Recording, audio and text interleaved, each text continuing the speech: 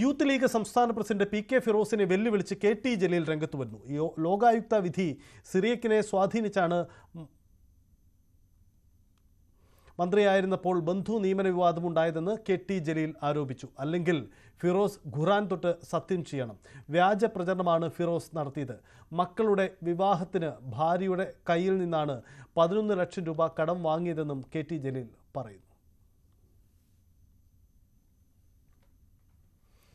ശ്രീനാരായണ ഗുരു ജയന്തി ആഘോഷത്തെ ചൊല്ലി പാർട്ടി നേതൃത്വത്തോട് അതൃപ്തി പ്രകടിപ്പിച്ച് ബി.ജെ.പി. നേതാവ് ടി.പി. സെൻകുമാർ. ഗുരുദേവ ജയന്തി ആഘോഷം സംഘടിപ്പിക്കാൻ ഒ.ബി.സി. മോർച്ചയെ ഏൽപ്പിച്ചതിലാണ് അദ്ദേഹത്തിന്റെ അതൃപ്തി. ഗുരുദേവൻ ഒരു വർഗത്തിന്റെ മാത്രം ആളല്ലെന്ന് ഇപ്പോഴും അറിയില്ല എന്നാണ് ബി.ജെ.പി. നേതൃത്വത്തോട് സെൻകുമാർ ചോദിക്കുന്നത്. പോലീസ് ഉപദ്രവിച്ചെന്ന കൊല്ലം CPM ലോക്കൽ സെക്രട്ടറിയുടെ ഫേസ്ബുക്ക് പോസ്റ്റ്.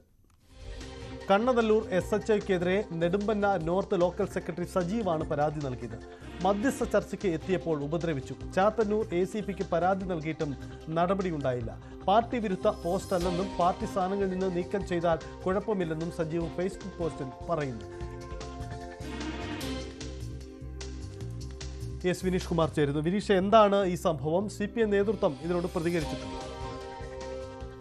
സജിത്ത്, കൊല്ലം കണ്ണനല്ലൂർ SHOയ്ക്കെതിരെയാണ് നെടുമ്പന നോർത്ത് ലോക്കൽ സെക്രട്ടറിയുടെ ഒരു പരാതി ഉയർന്നിരിക്കുന്നത്. പോലീസ് ഉപദ്രവിച്ചു എന്നാണ് CPM ലോക്കൽ സെക്രട്ടറി സജീവിന്റെ ഫേസ്ബുക്ക് പോസ്റ്റിൽ പറയുന്നത്. സെപ്റ്റംബർ 4-നാണ് ഈ ഒരു സംഭവം ഉണ്ടായത്. ഈ മധ്യസ്ഥ ചർച്ചയുമായി ബന്ധപ്പെട്ട് പരാതിക്കാരിയോടൊപ്പമായിരുന്നു കണ്ണനല്ലൂർ പോലീസ് സ്റ്റേഷനിൽ സജീവ് എത്തിയത്. തുടർന്ന് SHOയുമായി കാര്യങ്ങൾ സംസാരിച്ചുകൊണ്ടിരുന്ന സമയത്തായിരുന്നു തനിക്ക് ഇത്തരത്തിലുള്ള മോശം സമീപനവും മർദ്ദനവും ഉണ്ടായതെന്നാണ് സജീവിന്റെ പരാതിയിൽ പറയുന്നത്. തുടർന്ന് ചാത്തന്നൂർ ACPക്ക് പരാതി നൽകുകയും ചെയ്തു. പക്ഷേ ഇതിൽ യാതൊരു നടപടിയും ഉണ്ടായിട്ടില്ല എന്നും ഒരു ആരോപണം ഉയർന്നു വന്നിട്ടുണ്ട്.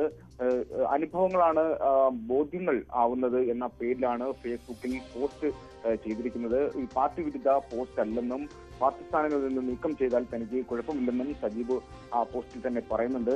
എന്തായാലും ഈ പോസ്റ്റുമായി ബന്ധപ്പെട്ട് വലിയൊരു വിവാദത്തിലേക്ക് എത്തുന്നുണ്ട്. ഈ പോസ്റ്റ് അനുകൂലിച്ചും അതുപോലെ തന്നെ എതിർത്തും നിരവധി പേർ ഇതിൽ കമന്റ് ആയിട്ടും രേഖപ്പെടുത്തിയിട്ടുണ്ട്.